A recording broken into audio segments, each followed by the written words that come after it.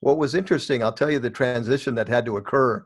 When you go after hardware stores, it's a process. So you know that you might take months to get the account. Right. When I sat in front of a buyer, I realized very quickly I became a one call closer. Okay. So if somebody said, let me think about it, and I'd like, nah, I'd rather you say no for a good reason or yes today.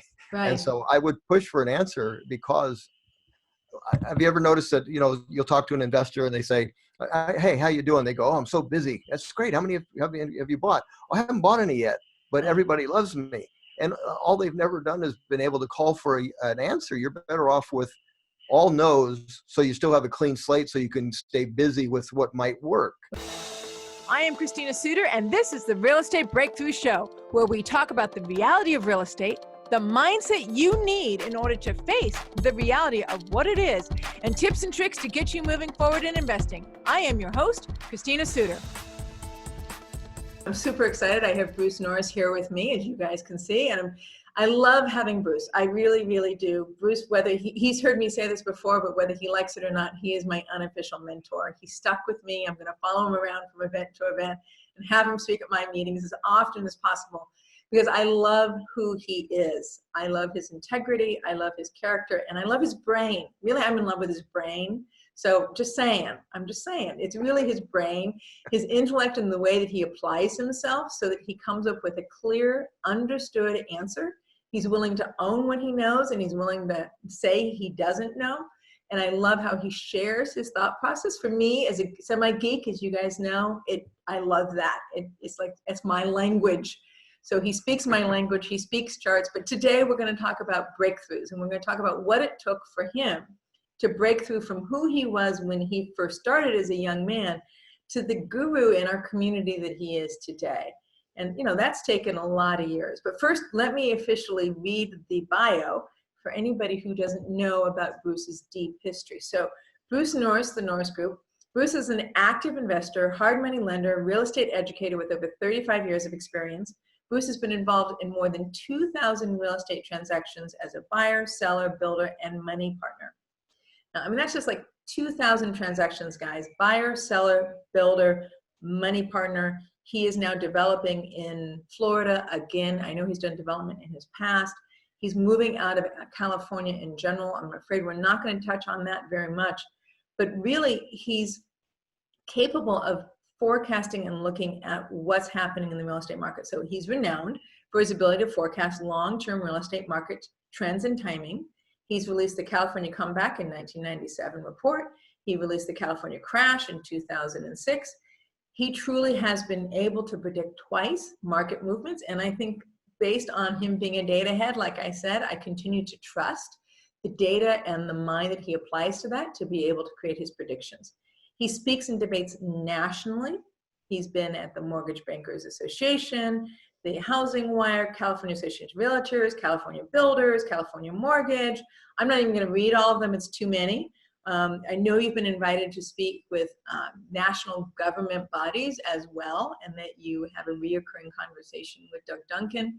And that at least, if nothing else, he comes to your I Survived Real Estate once a year, and you're going to have another I Survived Real Estate in September of this year as well, which I love the way that adds to our community. We were just talking about how I'm an extrovert and introvert. So of course I love anything that's a really good party that doesn't involve too many drunk people. I'm just saying, I'm I'm not into drunk people. I'm into authentic people who aren't too wasted. I'm just, you know me, Bruce, I will spill it out. We don't have any drunk people here. I never took inventory of that, but we've never had anybody out of control that I've seen. Exactly. I mean, it's an event that is truly meant to be for fundraising, and it does develop, I think, networks in the community. I've met some people there, but really, you, the Norris Group, underwrites the whole thing yourself, so that 100% of the donations and the ticket prices go to St. Jude or the Make-A-Wish Foundation, and I think that's profound that you do that. So let's talk a little bit, though, and welcome to the studio. Thank you very much, Christina. Good to have you here. I do want to spend a moment, though, talking a little bit about who you were as a young man. Like, how did real estate become a thing for you? To be honest with you, it's quite accidental. I got married at 17. and had a rough start. I apparently irritated every employer I had for quite a while, got fired 5 times in a row. 5 times. I'm just Five. repeating 5 times. You know, the first time you came home with cash in your hand, your wife was excited. And then about the 4th time, she realized what had happened yet again. So it took me a while to get the hang of just having a job. It was a long way thought of ever becoming financially independent. I just wanted to be able to eat. And when I read a book, I got interested in helping myself improve. How to Win Friends and Influence People was a big impact on me. I realized what I was doing wrong. There's a part of that book that talks about avoiding the acute angle, which means you find a way to find an argument in everything. And this book taught you to diffuse it and actually enjoy the skill of learning to diffuse it. And I've become very good at that, and it's been a big tool. So I got along with people. I got a sales job, and I sold electrical stuff for 6 years, and that helped me get to talk to people, convince them of my way of thinking so I could make a living. And one day I got invited to go with somebody to watch his attempt to buy a house wholesale. He worked for a company in Orange County, the largest buyer of homes in Orange County. I didn't even know that business existed. I had nothing to do with real estate other than I had bought a residence that I sold, and I bought 2 rentals. And that was it. That was where I was. And I was 28 years old. I went to see his presentation.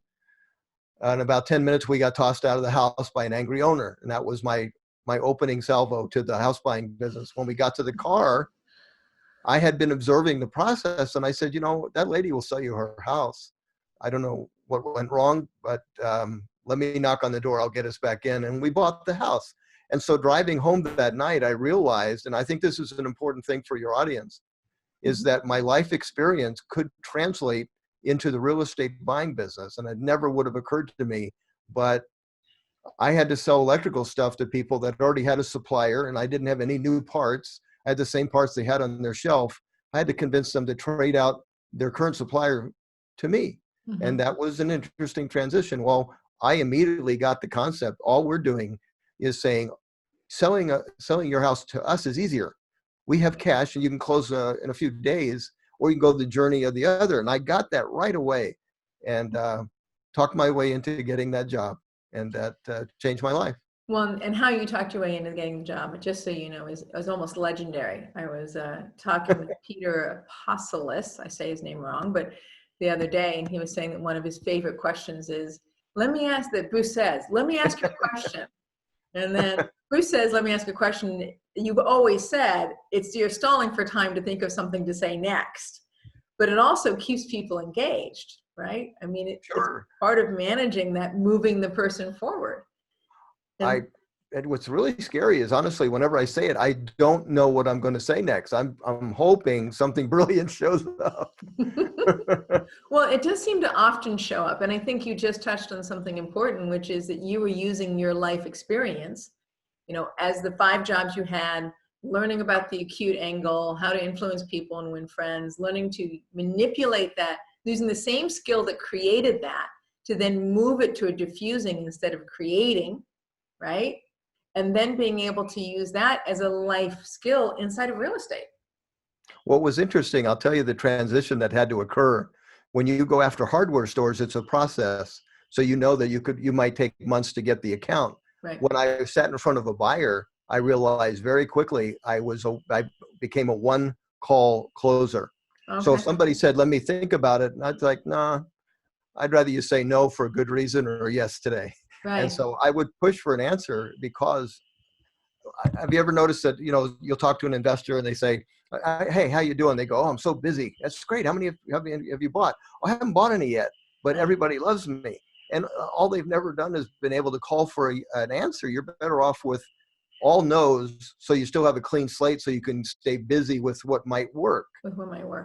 Okay. So stay focused on that which is live and available, versus trying to milk things that you feel like basically it's a no when you're not willing to accept it's a no. That's right. And it's been really good. It's really good practice to actually believe what you're saying. So when I tell somebody, if I'm negotiating with them and I say, you know what, it's been my experience that things either work or they don't. And so my offer leaves with me. And if you call me back tomorrow, I'm going to tell you I'm no longer interested. And really, that's true, because I want the power to be able to close and know I'm telling them the truth. And they'll look at you and go, I don't think he's kidding. And it's because I'm not. And I'm telling you the truth too. If I leave and I get somebody call me back, I don't follow through, because I don't ever want to sit in front of somebody and say, I lied. Well, that's one of the things you're known for, is your state of integrity. So at least it's consistent. Like, I'm not going to tell you this is the last offer and then come back and have it not be the last offer. I mean, What's so funny is when realtors go to bat for that, they'll actually talk to their whoever owns it, whether it be a lender, whatever, and they literally say, yeah, don't counter it. He literally is telling you what he'll pay for it. Anyway. No, that's good. Well, and again, you've taken the time to develop a reputation. So, people know that don't counter Bruce, because that is the offer he's going to make and he stands behind it.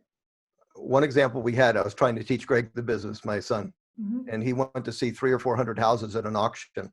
We were the winning bidder on six houses, say, and immediately the auction, it was subject to the lender approval of a price, and they countered all six of them. And the numbers sort of would work marginally, but they would work. And I told Greg, you only have one chance to tell people how you do business. You counter this, any dollar, they're going to counter you for the rest of your life. So if it were me, I'd stick with our gun. That's what we'll pay, or we'll pass. And we got all six of them. And we taught that auction company, they're taking notes. So they just took the note. When this guy has a winning bid, that's going to be it. I'd rather have that in place than, you can counter this guy, he'll buy it. Well, there you go. I mean, it's fascinating, because there's so many different ways to approach that process, right, of acquisition, so many different ways to work it.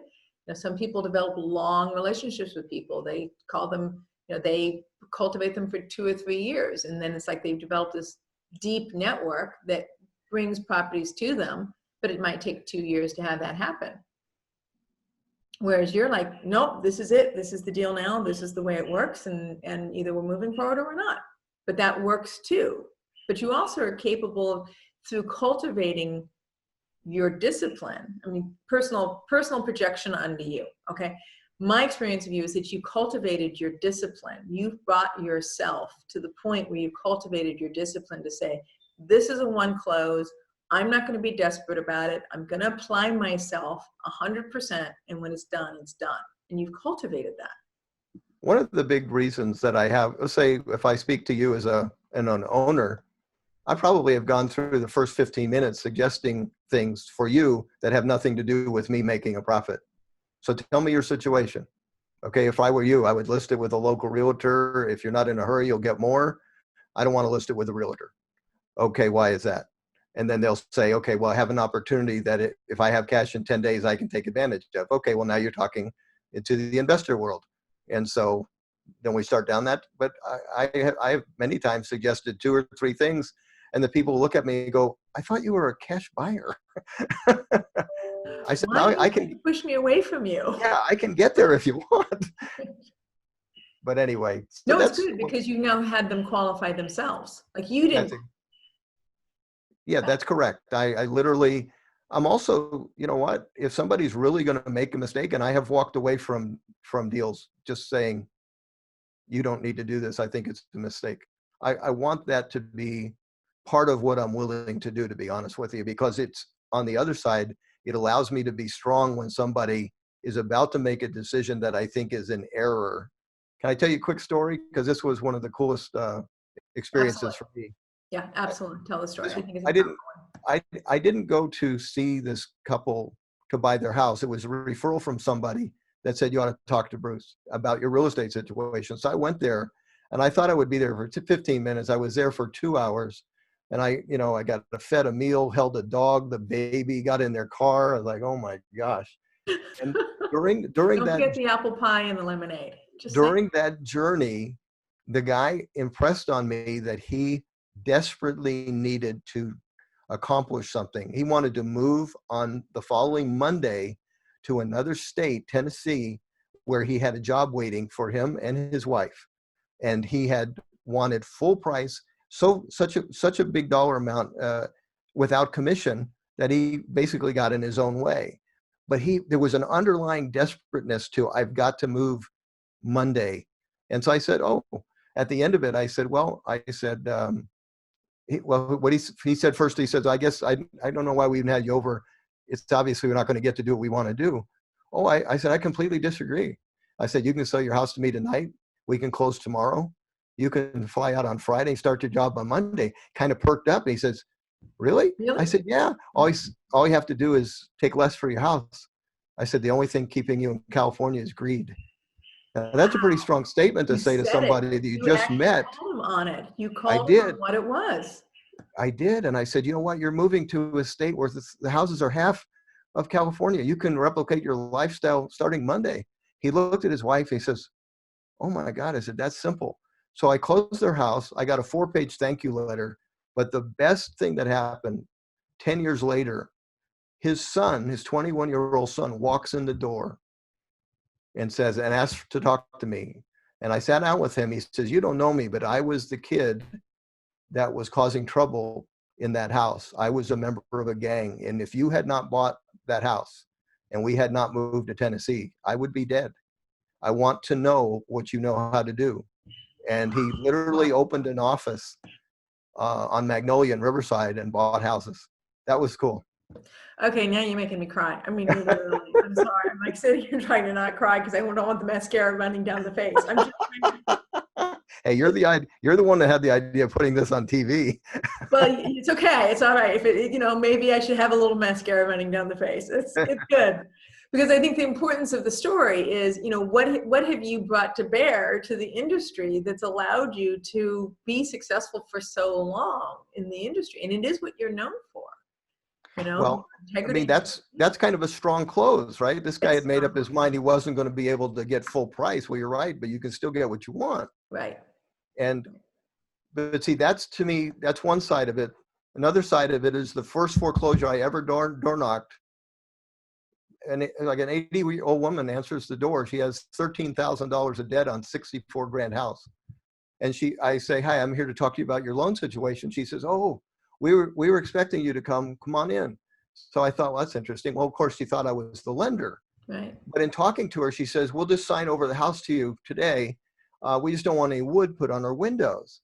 I said, okay, what wood on the windows? What's that about? She said, anytime there's any trouble in a housing thing, people put wood on their windows, and I just don't want to be embarrassed. And I'm like, okay, well, I can't buy this lady's house. There's no stinking way I'm going to make an 80-year-old woman homeless. So I'm inviting myself to dinner. Can I get a drink? Do you have anybody that's going to show up? And my son's coming in about an hour. I did not leave because this lady was going to give her house away that day. And when I met with the son, I said, this is what your mom's about to do. That's not necessary. She has plenty of equity. And so we basically got them to arrange a loan for her, and she kept the house. I want both sides of that when I'm a buyer. I want to be able to look across the table, and if I think I can be strong and make the seller make the decision that I would make in their situation, I want to be strong enough to pull that off, and I want to be kind enough to go, you're making a mistake. Yes, it would be the best percentage deal of my entire life, and I would be sick for the dollars I would spend. I want both sides of that to be part of me.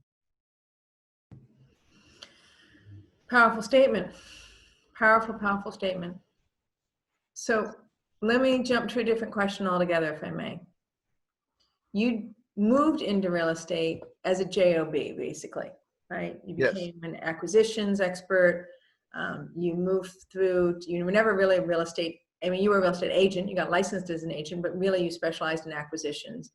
You became a flipper. You became a developer. You faced a downturn where you lost, a good portion of your worth and your inventory. Many of us have heard the story. You were developing multiple homes. You bought a golf cart, and you were the only one to do the tours, and you were the only one who ever used a golf cart. Right? So well, and I didn't lose the homes. I just lost about 50,000 or so a house when I sold them. That's a good point. Well, you weren't subject to your own greed. So, Well, I had investors involved that were a priority. They had their credit at stake, and I returned all their money. So the loss was 100% mine when I closed the escrow. So that was no fun, but it was quite a learning experience. yeah, yep. Well, and in this field, I think I believe now there's an expectation that if you are holding other people's money, that you are going to cover the losses. Otherwise, you're not going to get people to give you money anymore. Yeah, that's sometimes the numbers are so big it wouldn't be practical, but the reputation for doing for them what you would want done for yourself absolutely needs to be in place, and that's a big help in getting people to kind of fund whatever you're dreaming up. That's for sure. Well spoken. Well spoken. So help me understand the transition for you when you went from saying this real estate is a job, a job, to I really want to have my freedom away from a job. I want to create my financial stability so that I'm not having to do this job all the time. What was that like for you? Why bother? Why create a portfolio of your own if you're being so successful in real estate? Believe me, it really wasn't a priority to me. So I kept very little inventory for rentals for the first 15 plus years. I just flipped, and Jack Fullerton was influential in saying, well, that's great. He said, but what happens if you get hurt? What if happens you get sick?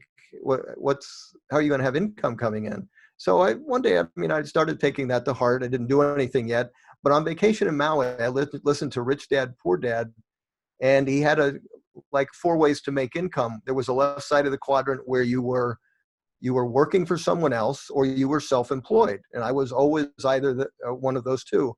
On the right side, you were cashing checks from investments and you owned a business that didn't need you. And I thought, well, how attractive is that? And so literally from that vacation on, my life has changed in how I make income. So I've not worked for anybody and I'm not self-employed. So when I go on vacation, I can be on vacation because it runs perfectly without me. That's a company. And so the loan business started to do that. The education business started to do that. And the rentals did that. And so, yeah, now I'm probably the least needed person daily at the Norris Group. I really am. If I was gone for a month, nothing would stop here at all. Right. And I believe that 100%. I really do. I mean, Now Aaron better not take a vacation. No, I mean, you have some sons there that aren't supposed to take vacations, but. And Aaron's story is fascinating too, and I'll get to interview him when he speaks later this year at the Phoebe meeting. I'll be able to ask him about his job at the Norris Group. See what he feels about that. But it sounds like that really you moved not because of desperation, not because you were tired, overwhelmed with the work you had to do, wasn't capable of feeding your family. That really what moved you from having a job in real estate to being able to be retired, or quote unquote, have the financial freedom where your portfolio supported you. It was really more of just like, this is a really good idea. Yeah, it's a philosophy change. And part of it, I had to think longer term than short term. I was faced with a decision. Okay, just bought this house. I can flip it for 30 grand profit, or I can rent it and get a cash flow of $200. Well, faced with that when you're 33, Yeah, right. I'll take the 30 grand. That's right. So that's right. I've talked to many flippers who are 33 who are like, oh no, I don't want to take this low cash flow on a rental property. Why would I do that? And I'm like, okay, I'll talk to you again in 5 years. You go ahead. And I was very goal oriented. So if something like Aaron said, I want to go to New York to Juilliard or whatever, he didn't go to Juilliard. He went for something that was similar. I said, how much is it? And he told me, I said, okay, well, yeah, that's 2 house flips. I mean, in my head, that went off, 2 house flips. So that's how I kind of arranged my life in money chunks. How many chunks of money are needed? No problem. And we even started when we built our custom home. I started with only the money for half the house, knowing I would make it. And I had to make about 80 grand in 100 days extra. And I did. So, but the rental income, that was methodical. And it took me a while to want to be methodical and permanent. So can you guess about how many years it took before your rental income allowed you to go, okay, I'm financially free? Like I feel like when I work with people, there's a point where their body relaxes because they go, I may not have everything I'm hoping for, but I have enough Yeah. from my passive income that there's a releasing of the anxiety that you're not taking care of, the anxiety that you have to have the job or you have to have the business. That happened in late 2005 when I was writing the California crash, and I Okay. wanted to avoid what was going on. You know, we had built a tract of homes that was very successful. I had properties that I was going to sell in California, and we literally exchanged very little. We just turned into cash and waited for a buying opportunity. So the tax bill for that year was really ugly, but we sat on a lot of dry powder waiting for the next bad cycle. And so when that happened in 2009, I had money just sitting there. And but in 2009, 8, started buying some inventory that I would own free and clear. And yeah, that's so since '05, I haven't had a financial care, to be honest with you. And it's so different having lunch with somebody in 2008 that has accomplished the same thing. So Mike Cantu and I usually go to lunch at least once a year, and the conversation was, things are terrible out there, Mike would say, and then the next sentence he'd go, so what do you want for lunch? You know, because it wasn't part of his world. You go to lunch with somebody that it was part of their world, it was terrifying. Oh yeah, no, it was. I started consulting in 2007 as I worked with people, myself included, you know, dealing with the downturn, because I wasn't a Bruce Norris devotee at that point. I wish I had been, but I wasn't. And so there I was dealing with my portfolio as well as other people I was consulting with in their portfolio, where we're talking about, you know, strategic plans to try to mitigate, you know, the bank and short sales and not wanting foreclosures, and how do we minimize what's going on here, and settlements. And my experience in 2008, I was one of those people. I started consulting in 2007, both on my, you know, I was working on my portfolio because wasn't a Bruce Norris follower. So I didn't get the memo, right? I didn't read the crash story. I didn't read the, you know, the report that you had put out. And so I was selling off my portfolio, making it all cash to try to get out of this as quickly as possible. And I was consulting with other people who were trying to do the same thing. You know, and we're dealing with multiple banks and multiple sellers and buyers, and, you know, trying to figure out how to keep as much money home as possible. That was a scary time for me versus Oh yeah. doing my Cantu having lunch. Yeah, if you survive that one successfully, that was amazing, because that was the Great Depression of real estate. And I think the 90s helped me avoid that. I did not like the 90s. That was pretty tough. A tough 2.5 year period where I at my age, you get the Social Security statements, whatever, once a year. There's 3 years with a zero earnings. All of it got donated to that project. That's right, every one of it. Well, I'm sorry to say, we got to cut it off. So Bruce, you have to tell people, I know you speak all over Southern California, but people won't know unless you tell them how to find out more about the Norris Group. So tell us the information about how to get a hold of you. Okay, just go to the website, thenorrisgroup.com. Mm-hmm. Tons of information there. Our schedule, our speaking schedule's there. 10 years worth of radio shows and lots of free education. So it's a great website to take a look at. It's amazing. And the portal, which you can pay $500 a year for, I'm a member of the portal. I have my husband sit and watch it because I want to watch it too, but I want him to be educated, as you know, because he's come to your boot camp and he comes to, comes to your meetings. And so, I have him actually listen to the videos on the portal, although honestly, I don't think he's listened to very many. But I have the portal.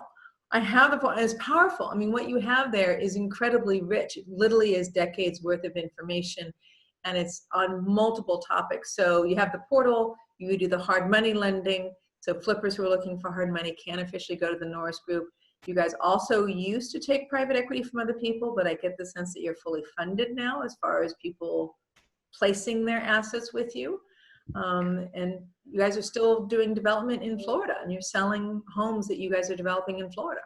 Yeah, we started that. Well, we actually closed 5 houses, actually 2 today, 3 coming up next week. And then we're going to go embark on about 100 next year. So, or this next 12 months. That's amazing. And I hope people get to see why you're so keen on Florida and the support system that the people, the retirement people are going to need there, and that's really what you're building for. You're building for something that's going to be counter-cyclical, because it's Yes. going to have this strong drive associated with it, because Florida has placed itself as being where the elderly want to retire.